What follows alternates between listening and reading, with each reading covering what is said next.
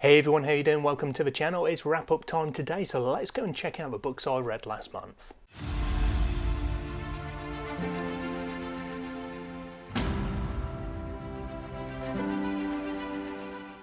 So I ended up having a pretty busy reading month in March. I had 7 books that I finished, plus there was a DNF in there as well. A lot of this month was unexpected. I normally put 4 books on my TBR, so I did, or tried to do, I guess, double that number in the end. So let's get into it and see what those books were and how I got on. I'll start off as usual with the stats, and there'll be timestamps down below so you can skip this bit and just get straight into the mini reviews of the books themselves. So for March, just counting the books that I completed, there were 3,464 pages in total, taking me to a year-to-date count of 8,680. The average page count for March was 495. That actually surprised me. I read quite a few shorter books, so I thought that would be quite a bit lower, but there were a couple of big old chonkers in there as well, averaging it out. The page count for the year to date, the average page count there is 457 now, so that's gone up by about 20 pages.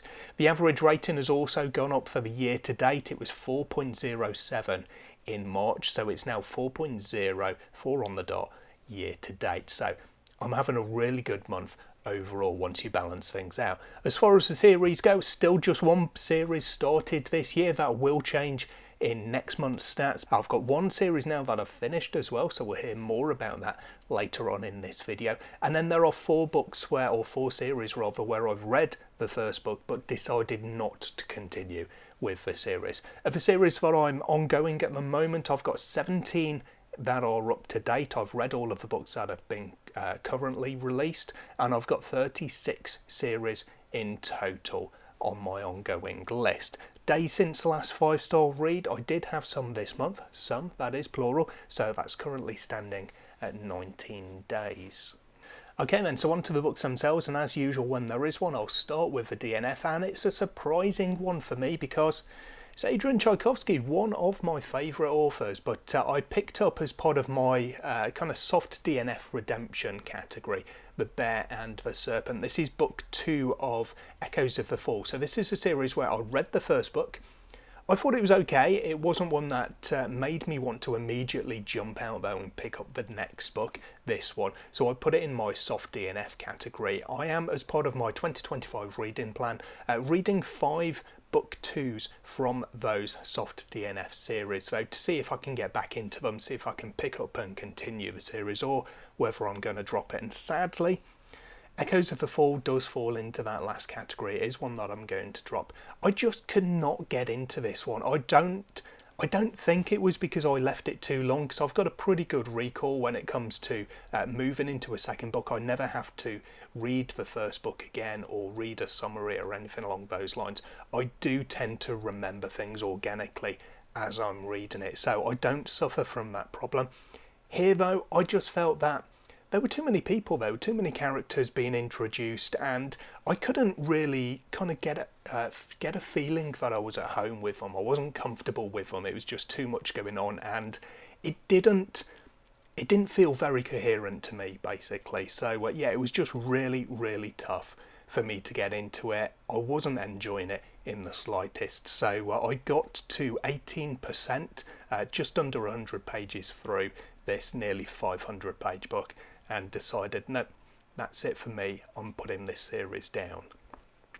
On to books that I did finish though, and we'll start off with my the one series that I've started this year and continuing with. This one is Crown of Stars by Kate Elliott. I'm doing this series on audiobook, and in March I read book 3, which was The Burning Stone. Now, because this is book 3 in the series, of course I'm not going to say too much about the details of what's in the book, so I don't want to spoil anyone who hasn't yet read the series, but I'm really enjoying it. Pretty much everything that I said about book 2 in my wrap up last month, I can say for book 3 here. It's just really exciting. It's got a really good balance where you have some slow pace and some fast-paced sections, and I think that neither of those is too overdone, so you don't get bogged down with something that's too slow for too long, and you don't have too high intensity for too long. It's just, as I say, really nicely balanced for me. I'm really enjoying the characters and the continued world building that we have here. I am moving on to book 4 for April, and I'm already a little bit of a chunk, not quite a big chunk, but I'm getting through that one, and yeah, it's just a series that's doing really, really well for me. So really happy to have picked this one up, and looking forward to continue and get as the months of this year go on. There are 7 books in total. This one, book 3 in the series, I gave 5 stars to.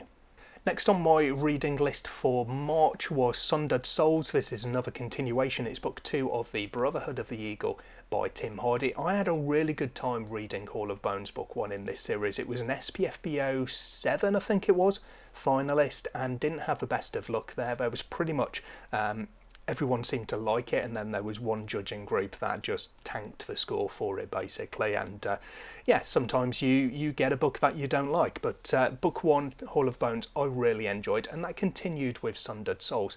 Lots of my friends who've read this series say this is the best of the bunch, but for me, I think it was on a par with Hall of Bones. It's another one where, again, I'm not going to say too much about what happens inside the books. It's not the first book in a series, I don't want to spoil anything, but yeah, I just really enjoyed the continuation of the story, the expansion of the kind of the magic of the world that we've got here, and also the physical world building as well, where we see and learn more about what's going on.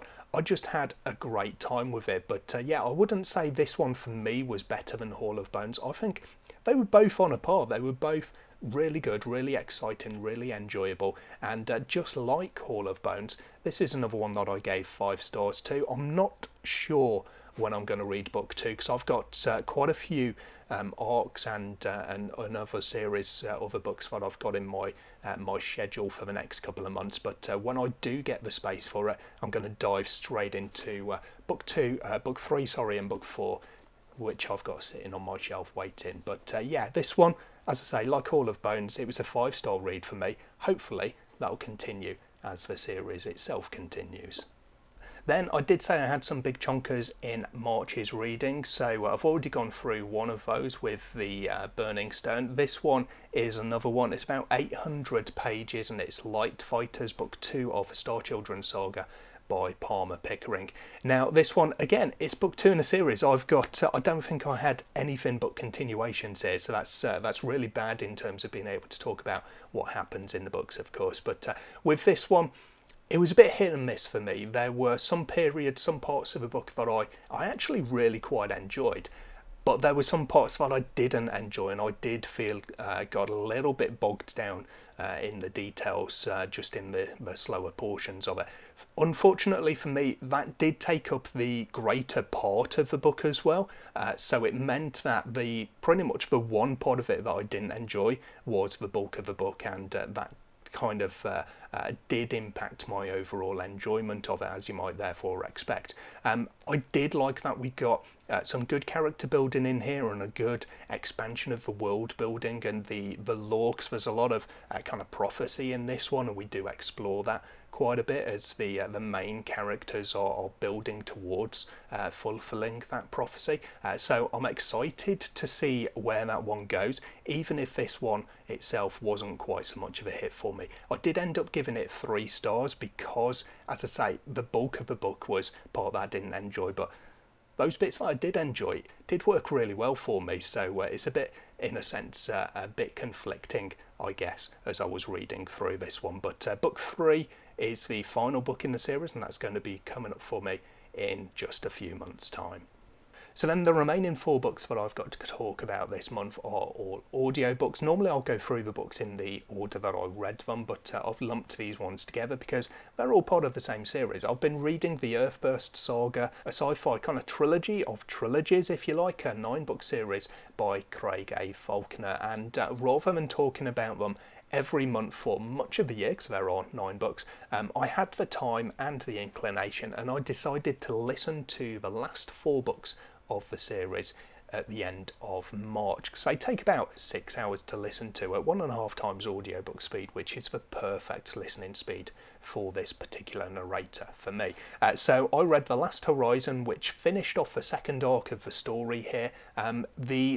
The overall second arc I didn't like as much as the first kind of trilogy of books in the series. It didn't work out as well for me. We had more of the same though, basically. It's once you've read a couple of these books, you know exactly what to expect, and each one delivers on that. It's just the success of that delivery that you're basically looking at. This one did all right for me. It was 4.5 stars, but it was a low 4.5 stars because my enjoyment of the overall story had started to wane, I would say, and that definitely does carry over to the last arc. So the last 3 books of the series, we've got Echoes of Destiny, The Reckoning, and All or Nothing as books 7, 8 and 9. And this one, the new series, the new kind of arc of the story, carries on directly from the last page of book 6. So where the first trilogy is kind of enclosed, you can finish it there.